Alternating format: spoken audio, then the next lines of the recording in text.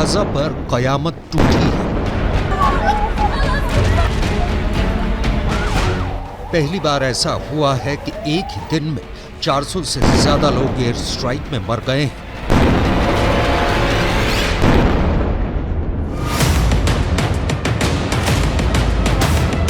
Gaza की गली गली में लाशें बिछी हुई हैं।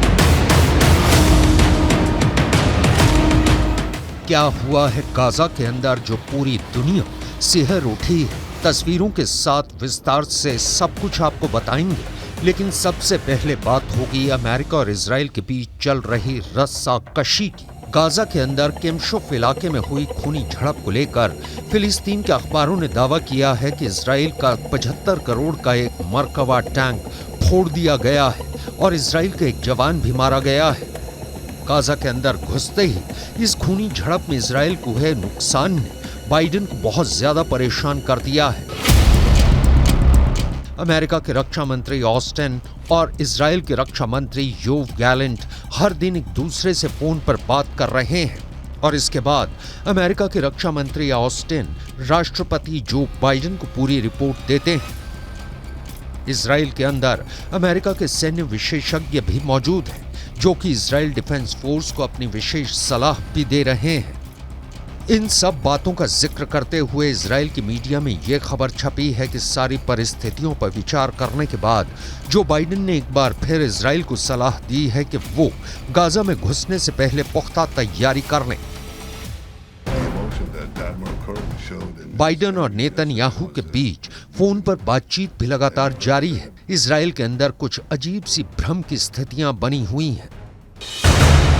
एक तरफ इजराइल डिफेंस फोर्स के chief of defence staff Herzi Halevi ये कह रहे हैं कि गाजा के अंदर सेना को घुसने की इजाजत दी जाए, क्योंकि हमास को ज्यादा समय नहीं दिया जाना चाहिए। दूसरी तरफ इजराइल की वॉर कैबिनेट, जिसमें प्रधानमंत्री नेतन्याहू और विपक्ष के नेता लैपिड शामिल हैं, शायद अभी भी भ्रम की स्थिति में है, क्योंकि बाइडेन का संकेत है कि अभी गाजा में ग्राउंड ऑपरेशन कुछ समय के लिए स्थगित किया जाए।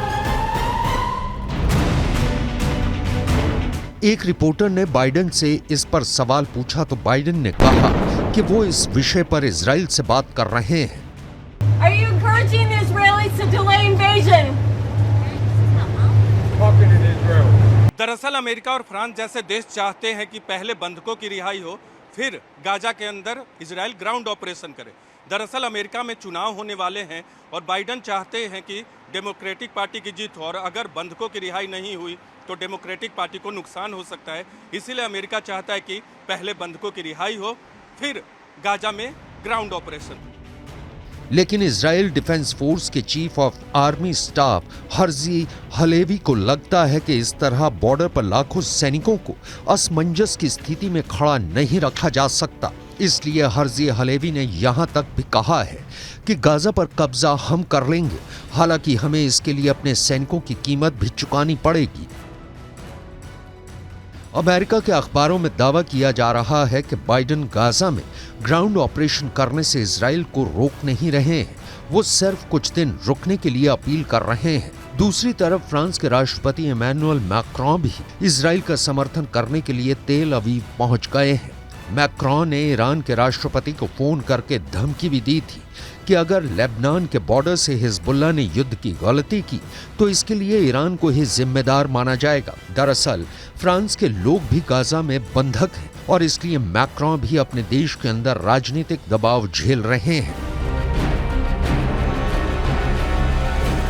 दूसरी तरफ इजराइल के प्रधानमंत्री बंधकों के मुद्दे पर किसी भी दबाव में नहीं आ रहे हैं। हमास ने कल इजराइल के 2 नागरिक रेड क्रॉस को सौंप दिए। इन रिहा किए गए नागरिकों को तेल अवीव लाया गया है और इनके स्वास्थ्य की जांच की जा रही है। लेकिन टाइम्स ऑफ इजराइल के मुताबिक इजराइल की सरकार ने हमास के साथ किसी भी बातचीत से इनकार कर दिया है, यानी बंधकों के मुद्दे पर इजराइल की सरकार हमास से कोई वार्ता नहीं कर रही है। इससे ये साफ पता चलता है कि हमास सिर्फ और सिर्फ इसलिए इजराइल के बंधकों को रिहा कर रहा है ताकि दुनिया से इजराइल पर बातचीत का दबाव बढ़े और एयर स्ट्राइक बंद हो।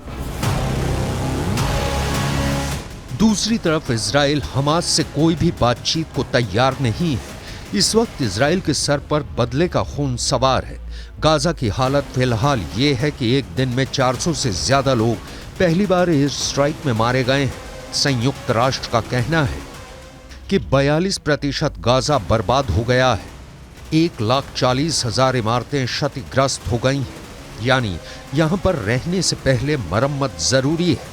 वहीं 15,000 फ्लैट्स पूरी तरह से खत्म हो गए हैं। गाजा के अंदर खून खराबा जारी है। फिलिस्तीन के अरबी भाषा के अखबार आंसुओं से भीगी हुई रिपोर्टिंग कर रहे हैं। गाजा में जिस तरह की तबाही जारी है, ईरान ने एक बार फिर अमेरिका पर आरोप लगाए हैं कि वो हजारों टन हथियार भेजकर सिर्फ और सिर्फ नरसंहार में मददगार बन रहा है। آمریکا در 2 هفته گذشته نشان داده و ثابت کرده با ارسال دهها و صدها و هزاران محموله سلاح و حمایت تمام عیار از رژیم صهیونیستی در حال تشدید شدت دامنه نبرد در غزه و در کرانه و بر روی زنان و کودکان و غیر نظامیان فلسطین هست. لذا من مایلم از این تریبون آقای بایدن رو خطاب قرار بدم و بگم آقای بایدن ریاکاری را متوقف کنید. कई फिलिस्तीनी अखबारों ने दावा किया है कि गाजा के अंदर अब तक के युद्ध में 70वें दिन तक 15,000 से ज्यादा लोग घायल हैं, 5,000 से ज्यादा लोग मारे गए हैं। इनमें 2,000 से ज्यादा बच्चे हैं और 1,100 से ज्यादा महिलाएं हैं।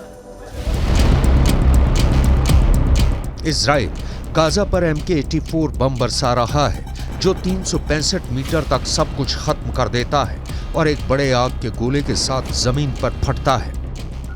गाजा की इस तबाही ने पूरी दुनिया को रुला दिया है, लेकिन इसके लिए जिम्मेदारी किस पर तय होगी? हमास पर, जिसने युद्ध शुरू किया, या फिर इजराइल पर, जो इसे आतंकियों पर बदले की कार्रवाई बता रहा है?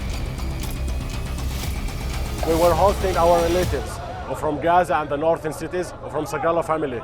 They were sheltering at our home because we thought that our area would be the safest, but apparently it's not.